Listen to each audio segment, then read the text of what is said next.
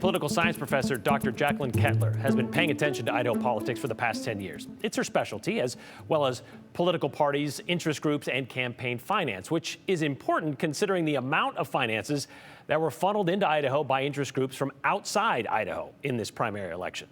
Granted, we don't have the final numbers yet on how much was spent, nor do we know what this means ideologically. But Boise State's latest public policy survey showed Idahoans across the board thought the state was headed in the wrong direction.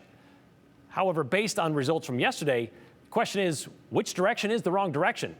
Other than it being a bad day for a high percentage of incumbents, it was kind of a mixed bag of results last night.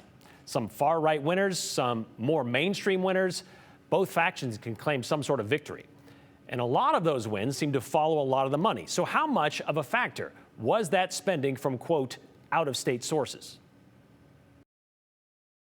I think that's a great question. And we do know in research that spending the most money does not guarantee a win. However, so much of this money was spent in independent expenditures in negative type of advertising, whether it was robocalls, mailers, social media ads, television ads, really attacking some of the incumbents. And so I think that's where we have some questions on, well, maybe it didn't play a role in, for example, in Speaker Mike Moyle's race where he was successful, but we also know that Senator Chuck Winder was really attacked. Did that play a role in how voters assessed the candidates in that race and helped his opponent be successful? Can you remember the last time a sitting Senate pro tem lost an election? In Idaho, it's been quite a while. I think it's 1988 when then Senator Pro Tem Jim Risch lost, but that was in the general election, not the primary election. Usually, when you're at those top leadership positions in a chamber, you've usually been in office for a while, you're usually pretty safe, you have a lot of resources,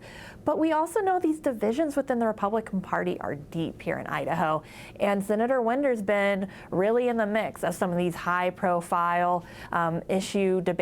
And so I think really did attract a lot of money and other kind of organization in trying to defeat him. I think in the end of the day, I think voter turnout's going to be like in the mid-20s.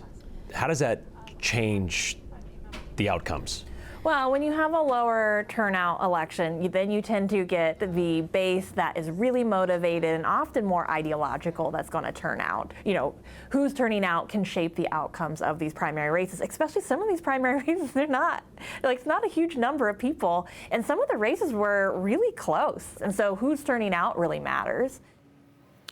Well, that turnout statewide ended up being about 24%. In Ada County, Idaho's most populous, turnout here was about 18% of registered voters. And the independent expenditures she's talked about, the money coming in from outside, again, those are outside influences or outside PACs, think of them as that, but they have nothing to do with the candidates in the race. These numbers, the financial numbers, the result numbers, like all the results, they are unofficial until they are certified coming up on June 5th. The Republican primary could be considered the be-all, end-all for who ends up running the state next year. But Dr. Kettler reminds us today there's still a general election in November, and there are double the number of Democratic candidates for legislative seats than there have been in the past. So keep an eye on that. So could we see a more competitive election next fall?